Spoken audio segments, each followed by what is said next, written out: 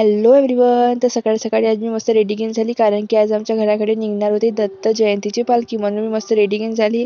अजून एका बाहेर घेऊन गेली तर मस्त आमच्या लाईनीमध्ये आज ना फुलं घेऊन काढून होते रस्त्यावर, म्हणजे रांगोळीनं. तर नाही का असं नाही का आमच्याच गल्लीमध्ये काढून होते, 2-3 गल्ल्यांमध्ये, पण जिथे मी आज गेली होती ना तिथं मस्त रांगोळ्या दिसल्या होत्या फुलाच्या. आता माहिती सगळेजण आपल्या घराच्या बाहेर घेऊन निघून नाही का वाट पाहता पालखी कधी येते म्हणून. तर आम्ही पण त्याच्यामध्ये एका पालखीची वाट घेऊन बघत होतो. तर पाहता पाहता नाही का पालखी येऊन गेली. तर आता सगळेजण बाहेर आहे, कोणी कोणी पाय घेऊन धुते त्यांची जे पालखीमध्ये राहते त्यांच्या.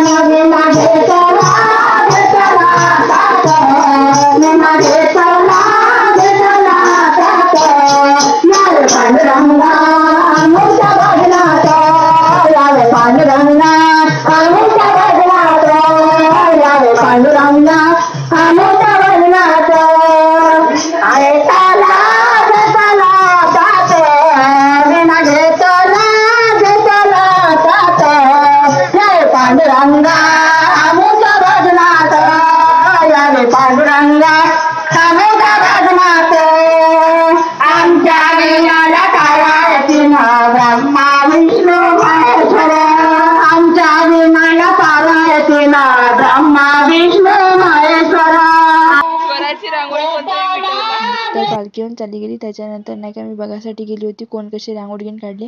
असं नाही का फक्त आपल्या घराच्या समोर सगळे रांगोळी काढली, दुसऱ्याच्या पण घरासमोर रांगोळी त्यांनी काढली. मग मी फोटो वगैरे उचलणार होते, तर मम्मी म्हणली थांबा नको उचला, फोटो वगैरे काढते. तर मग नाही काही डबल ठेवले जसं होतं अगोदर व्यवस्थित पालखी यायच्या अगोदर.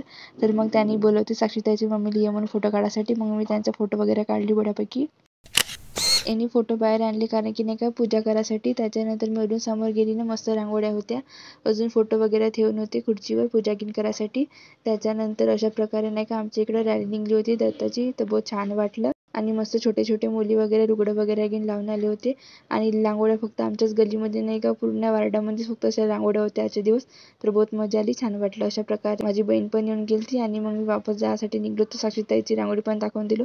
चला गाईज, थँक्स फॉर वॉचिंग. भेटूया दुसऱ्या ब्लॉगमध्ये. सबस्क्राईब करा. Bye bye.